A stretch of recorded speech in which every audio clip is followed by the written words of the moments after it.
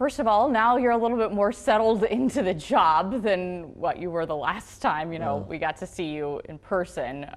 Just how is it going so far? Yeah, that term settled is all relative. It's, we're still running at Mach speed, but it just feels great to finally get to where a new staff is in place, a new mentality is in place, and just spending every day with our guys, building those relationships and establishing what we're going to do. I just think it's been very special last few weeks since signing day, and just excited to really get to that next phase of spring ball. What is a part of the job that is easier than you expected? Easier? That's a good one. I don't know if there's anything that would just strikes me as just easier. Now that we're getting settled into it, there's not as much, day-to-day schematics, which I really miss. That's been a big part of who I am. I got to spend a couple days in the defensive room last week, and I was like, man, I miss this. And, we've hired some great people that I know and trust, and they're going to execute exactly what we want to do. So that's probably the biggest thing that's not easy, but I probably miss the most. And what is the hardest part of the job that you didn't expect? Well, I think the new part for me is like I said, I'm a football guy through and through, right? So I'm a 6 a.m. to midnight, grind it out. So the events and meeting people are things that I love to do, and spreading our passion for, Washington State University and Cougs football, and just getting a chance to finally meet everybody. And the more things that we do and the more people I meet, you can understand why the people make Washington State. And I'm just excited to continue to share their stories, because I think the biggest advantage we have is we know exactly who we are at Washington State, and we're going to sell it to the people that really fit there, and I think the people are a big part of it. And we're always saying our people are products of the Palouse. That's one of our new things, and those are the stories that we want to share. Now that you've had a little bit more time, what do you want the identity of this team, of your team, to be? Yeah, be different. We're kind of hashtagging the new Wazoo mindset, because while people see me as very consistent, this is a new program and a new time. There was a moment there during the interim and even through the bowl game we were stuck in neutral. And then once the new year flipped, we hit it into drive. And, the biggest thing I want everyone to know is we want a program built on accountability, because I think there's a lot of power in that. And I think we have a roster full of guys that really care. And I think that's an important part of what we want to do going forward. So we got a group of people that love each other, that care about each other, that not only they want themselves to improve, but they want to take the man next to them with them. I think there's a lot of power in that. And I think there's going to be a passion and an energy. But I tell our guys all the time, discipline and details is the harder road, but it's also the most rewarding. So when we're building champions on the field and off the field, I think that's when our program's really succeeding. Have you gotten any time to reflect on just the last year of your life? No, and that's the honest truth. And every once in a while at night, me and my wife will kind of sit and try to take a breath, and sometimes she'll say, we still haven't really talked about what's happened. But those are moments that I think down the line someday I'll really stop and really say, this year has been challenging yet amazing, and the opportunity that was presented and what we were able to accomplish and do as players and coaches, I think it's something that'll really sink in someday.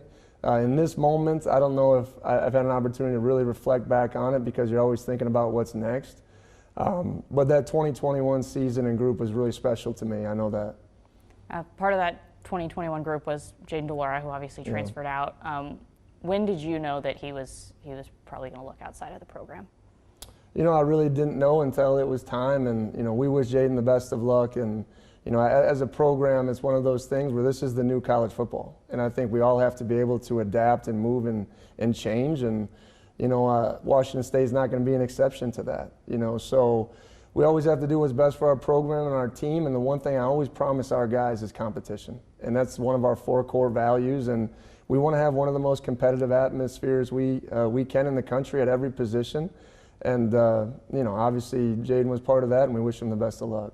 Obviously, with Jayden de Laura leaving, Cam comes in. What does Cam bring to the table as a quarterback? Well, I think the biggest thing that drew me to Cam, it wasn't just the talent. Obviously, there was a relationship already built with Coach Morris, and the more I got a chance to talk to him and just really feel his passion for the game and how he plays it and how he sees it, it's really infectious. So let's start with the person. He's great in school. He's great as a leader. I think he's really going to be the face of our program, and he can handle that limelight, and I think that's pretty special. Then you turn the tape on, and I think this is dangerous, but I always equate him to Josh Allen. The first day I saw Josh Allen throw at the University of Wyoming when I was there, my jaw dropped, and it was just like, this is different, and you can see it that quickly. So when Cam does those things and what I saw on tape, you just see it being different. And obviously he's very familiar with the scheme. It puts a lot on the quarterback. There's a lot of checks. There's a lot of things that he can do independently on the field. So to process all those things and see what he likes, he's a football guy. He's a great person. He's a great teammate. He's a great leader. And I see him building those things every day, and I think his future is really bright. Yet I still think there's a lot of things that we can help him improve on. And that was part of this whole relationship, and I'm excited to pour into Cam's life and to see him be on that Mount Rushmore of Washington State quarterbacks, because I think he's capable of doing that. What are you looking to improve on this offseason with him? Well, I think there's a lot of, technical stuff, some footwork stuff. I mean, I've seen it. I grew up on Brett Favre, like the big arm, the big cannon, but he never has his feet set. Same with Cam Ward, so if we can work on some of his technical stuff, because people don't know he was a wing T quarterback in high school. So all this stuff is new to him. But that's the exciting part if you're a coach and you love ball. Where we can get Cam to at technically, I think it's just going to enhance his ability. And he's ready for the challenge. He also entered the transfer portal, and that can be a good thing for players to play at this level, because he wants to challenge himself every day. So some of those throws he made at FCS, those will be big-time throws in the Pac-12, but the windows will be a lot tighter. And he's ready for that challenge, and we're excited to help him through that. What have you seen so far with him? Have you been able to be around him in practice? Yeah, that's what I thought. We haven't been able to see him. It's just been workouts and things like that. So I haven't been able to really see the magic in person, just on film.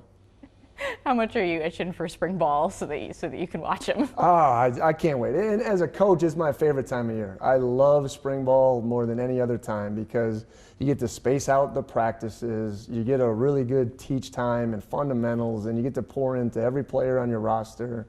So he's one of the many people that I can't wait to see, and just kind of how the offense gels, because I love what Coach Morris is doing. I love the energy on that side of the ball, and I love the multiplicity that he brings to our offense, yet it's still going to be very explosive, that all Cougs expect. What is it like bringing in a quarterback like Cam, who's a presumed starter, with your current quarterback room?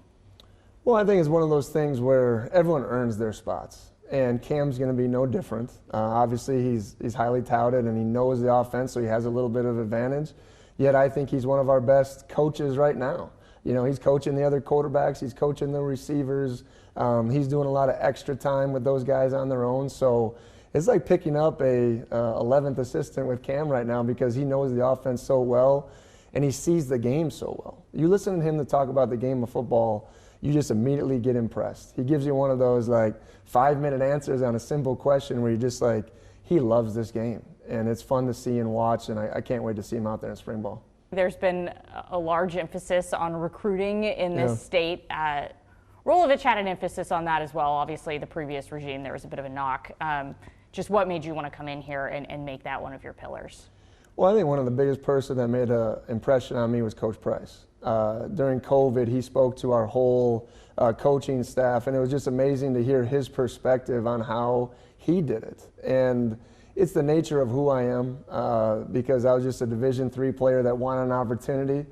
So to get a chance, I believe the state of Washington, and we include Oregon and Idaho as our home base, that there is, if you turn over every stone, there's guys that care about our program. There's just kids that are underdeveloped, and we want to find those guys. We don't care about stars. We don't care about recruiting rankings.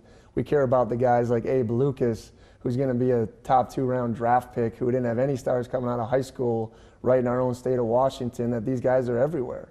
And I just think there's an investment, there's a value. Andrew Edson barely had any other offers. He's a true freshman starter. Those kids are all over our immediate region, and we just want to invest in those kids because they're going to give back to us tenfold. So I think that's an important piece of it, and I just think that's the core of how we can build Washington State in the future.